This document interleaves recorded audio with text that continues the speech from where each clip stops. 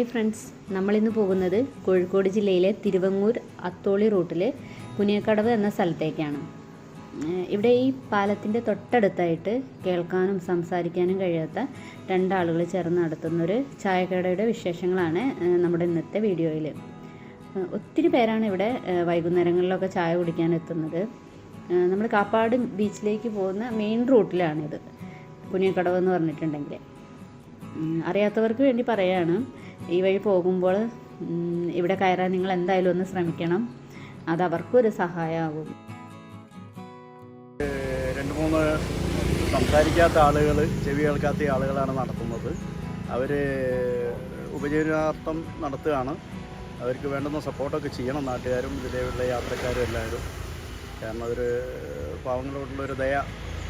എന്തായാലും ഞാൻ ഇതിൻ്റെ ഒരു സാമൂഹ്യ പ്രവർത്തകൻ എന്നുള്ള നിലയ്ക്ക് എനിക്കിതിനോട് അതിയായ താല്പര്യമുണ്ട്. ഇവരെ സഹായിക്കാൻ നാട്ടുകാരും മറ്റുള്ള ഈ റൂട്ടിലുള്ള ഇതൊരു ടൂറിസം റോഡാണ്. ഇതിലെ പോകുന്ന ആളുകളും ഒന്ന് ആ ഭാഗത്തേക്ക് ശ്രദ്ധിക്കണമെന്ന് വിനീതമായി അഭ്യർത്ഥിക്കുകയാണ്. പണം കൊടുത്തൊന്നും നമുക്കിപ്പോൾ എല്ലാവരെയും ഒന്നും സഹായിക്കാനൊന്നും പറ്റിയെന്ന് വരില്ല. അതുകൊണ്ട് ഒരു ചായയൊക്കെ കുടിച്ചിട്ട് അവരെ സന്തോഷത്തിൻ്റെ ഭാഗമാവാം നമുക്ക്.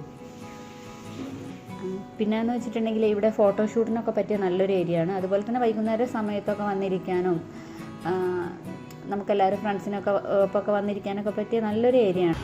ഞങ്ങൾ ഇടയ്ക്ക് വരാറുണ്ട്. അപ്പോൾ നല്ല ഭക്ഷണമാണ്, നല്ല നല്ല കടികൾ, നല്ല ചായ.